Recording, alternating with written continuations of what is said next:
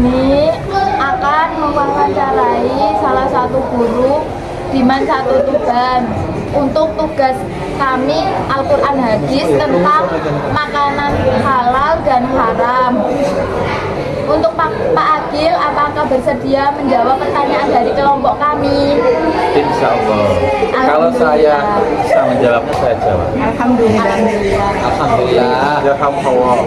Untuk pertanyaan yang pertama, bagaimana hukumnya hewan bekicot, katak, kepiting, biawak untuk dimakan? Sebelum saya jawab, di antara binatang yang disebutkan tadi, apakah Saman pernah memakan salah satunya?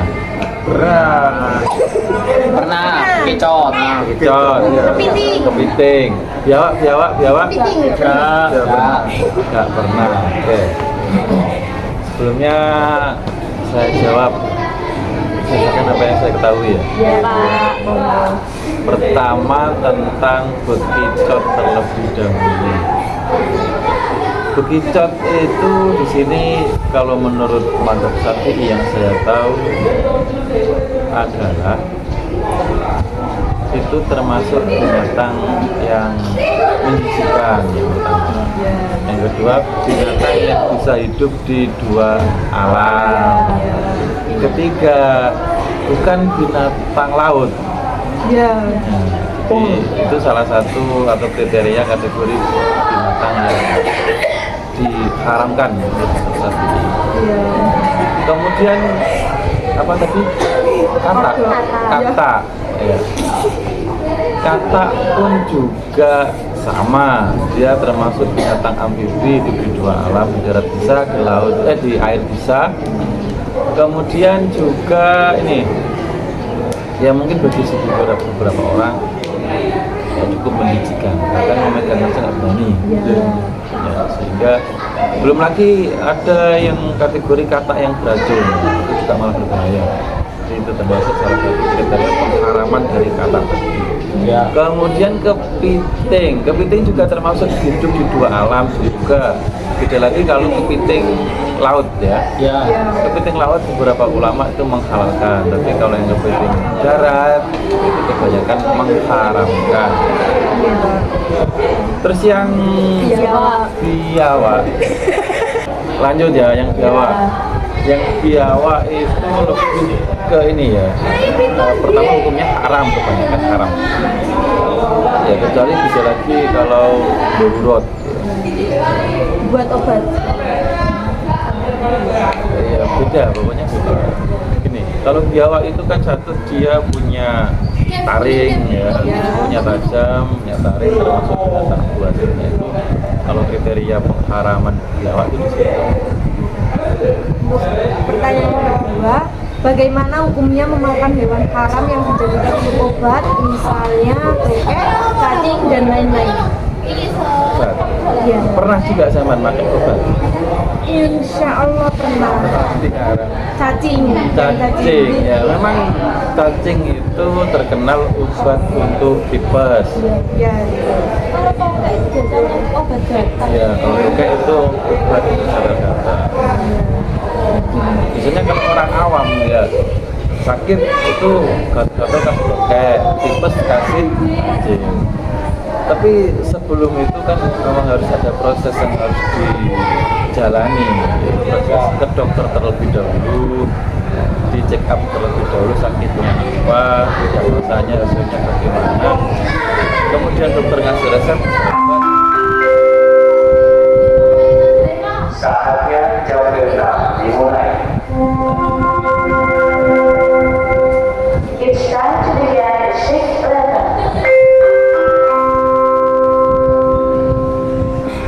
Oke, lanjut ya. Jadi setelah dokter ngasih resep, ngasih obat tentang penyakit yang diderita oleh pasien tadi, itu obatnya itu dipakai dulu. Kemudian ketika obat itu bahasanya nggak ada pengaruhnya, nggak ada efeknya, jadi obat tapi nggak sembuh-sembuh juga, ada berbagai cara misalkan ya ditempuh untuk sembuh. ternyata masih belum termasuk alternatifnya, akhirnya pakailah cacing, tokek, bahkan kicot juga dan lain sebagainya. Itu dalam kategori ini masuk kategori darurat atau diperbolehkan dalam keadaan paksa, kategori darurat. Tapi sebelumnya harus pakai obat yang halal dulu.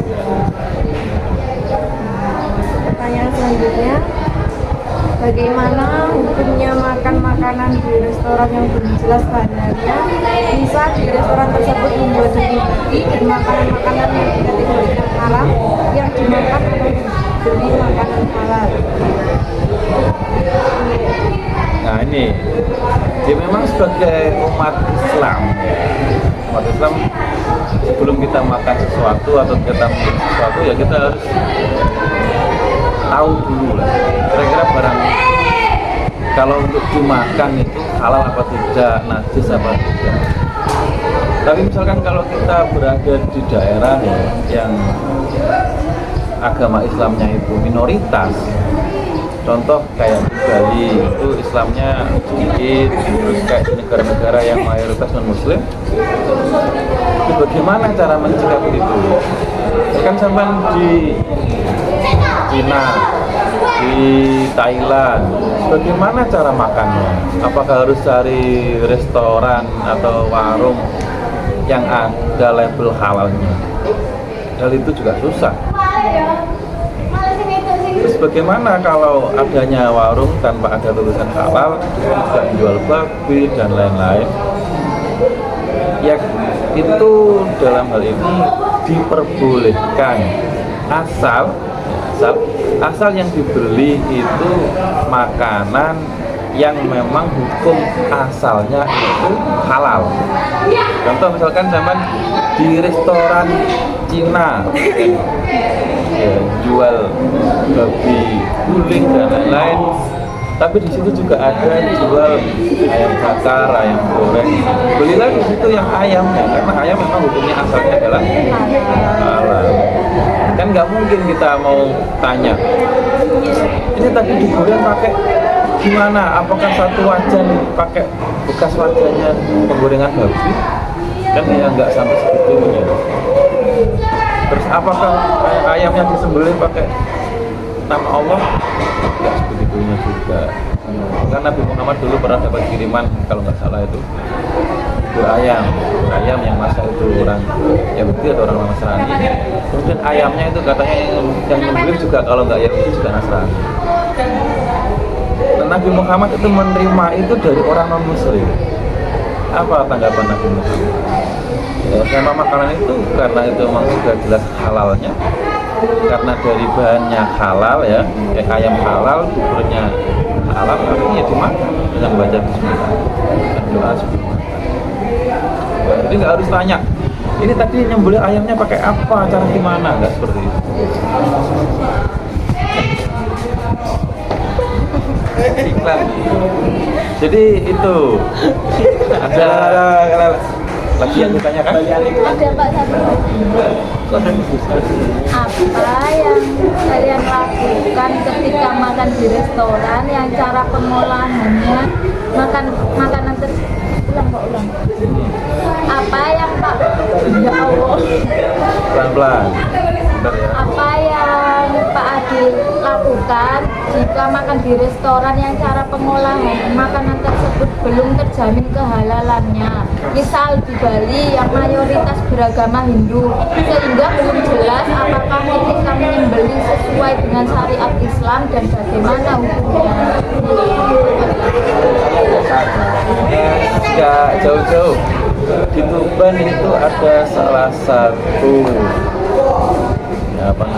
tempat makan, restoran tempat makan yang cukup mendunia. Tahu KFC di Tuban? Ya. Pernah ke situ? Enggak. Ada yang pernah? Pernah. Tahu kira-kira KFC itu miliknya siapa? Enggak tahu. Orang Cina. Kemudian KFC di Amerika ada, di luar negeri kan banyak, termasuk McD juga. Iya. apakah mereka itu peduli dengan konsumen yang beragama Islam? Mungkin kan kita nggak tahu, karena mereka menjualnya itu adalah saya menjual katakanlah ayam goreng ini bagi siapapun, bagi agama apapun yang menghendaki, yang membeli. Itu tidak hanya fokus ke Islam. Ya, tapi dikembalikan tadi itu ya. Kalau hukum asalnya itu halal, walaupun kita nggak tahu pengolahannya, yang dikembalikan ke kaidah fikih ya, al-aslu baku makanan dalam makane. Itu segala sesuatu itu jadi dikembalikan ke hukum asalnya. Kalau hukum asalnya halal ya tetap dihukumi halal. Kayak gini lagi, yang penting bayar. Iya itu pasti, kalau nggak fair namanya ngemis ya. Kayak sampean dapat misalkan dikasih uang orang tua sampean, uang saku sekolah. Apakah sampean tanya, Pak atau Bu, apakah uang ini didapat dengan cara yang halal? Tidak. Apakah tanya seperti itu? Tidak. Kita percaya aja sama orang tua kita. Yes, uang itu ya halal. Kayak sama misalkan ngisi bensin di pom bensin, otomatis yang ngisi di pom bensin kan banyak orang. Entah itu ada yang dari uang hasil jual beli, uang hasil maling, uangnya non muslim, uang korupsi, uang tanah sengketa dan lain-lain kan misalkan. Terus ternyata sama dapat kembalian uang yang Saman belum tahu. Apakah Saman tanya, apakah uang itu halal sumbernya? Enggak. Nah, itu cara menyikapinya jadi gini. Jangan terlalu apa ya bahasanya, jangan terlalu mempermasalahkan latar belakang yang jelimet. Kalau uang itu sudah halal, sama dapatnya dengan cara yang halal ya sudah. Kalau masalah orang yang ngasih uang sama itu dengan cara yang tidak halal, ya itu urusan orang yang ngasih sampean, bukan urusan sampean. Tapi memang sebisa mungkin diusahakan ya, kita dapat segala sesuatu itu dari sumber yang halal, yang baik, biar bukan. Ada lagi ditanyakan? Sekian kegiatan wawancara dari kelompok kami. Untuk Pak Adil, terima kasih banyak atas waktunya dan jawabannya. Mudah-mudahan bermanfaat. Amin. Wassalamualaikum warahmatullahi wabarakatuh.